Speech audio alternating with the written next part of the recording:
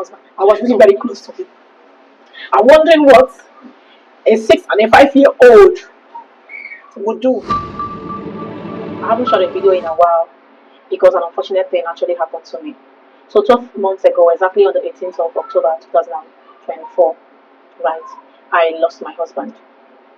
So, and it has been 12 months of pains, 12 months of pretense, 12 months of acting like all is well, 12 months of having to deal with people's reactions, people's expectations, 12 months of loneliness, loneliness in different levels, having to take decisions alone, not having anyone to talk to about some sensitive things about you.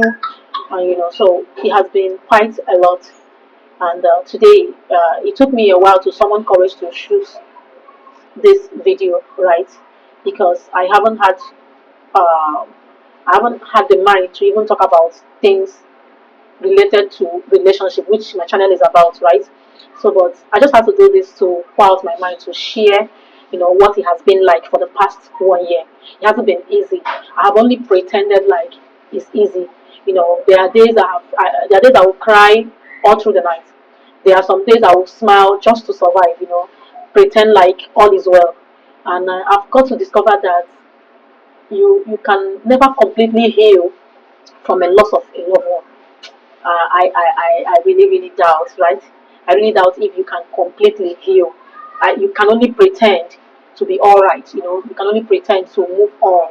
You just have to go around it, and that's it. So it has been, 12 months of grief, 12 months of pain, 12 months of, discovering myself, because there's this strength I never knew has been there. I know myself, I'm a very fragile person, I'm a very soft person by nature. Like, I'm that person that if something as little as spoon falls, you know, I'm going to shake. I'm going to, run off, and stuff like that. So for me to experience this it was such a heavy shock. Now, coming into marriage, I got married to a man who pampered me, who didn't really allow me to do things, right?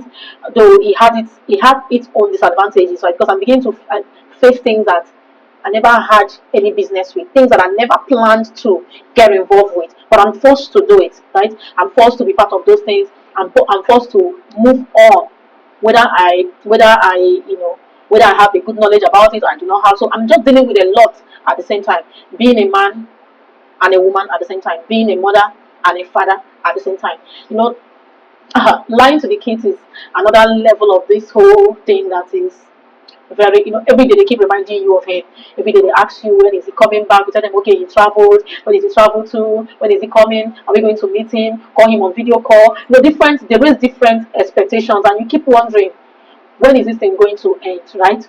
Okay, I thought to myself, if at my age I'm not done dealing with my father's demise. I lost my dad 2 years ago, and after 1 year, I lost my husband. So if I'm not done dealing with my father's absence, I know how much I tear down each time I think about him, because I was really very close to him. I'm wondering what a 6 and a 5 year old would do, right? They can't handle it. So when people come with talk to them about it, and just tell them and they will get over it. No, if I haven't gotten over my dad, I've learned their emotions to an extent. So to be honest, I don't think the kids cannot handle it. They can't handle it. They were very, very close to their dad.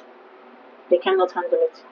So I will keep managing, managing their emotions, and keep looking for, better ways of responding to their disturbing questions, because each time they come up with these questions, it reminds me of a lot. The fact that they can't even deal with my absence too is another thing.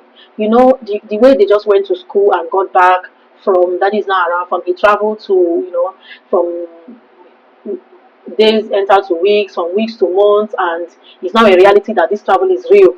So most of the time when I want to go and buy something as little as bread outside there, they'll be asking questions like, are you sure you are coming back? Mommy, are you coming back?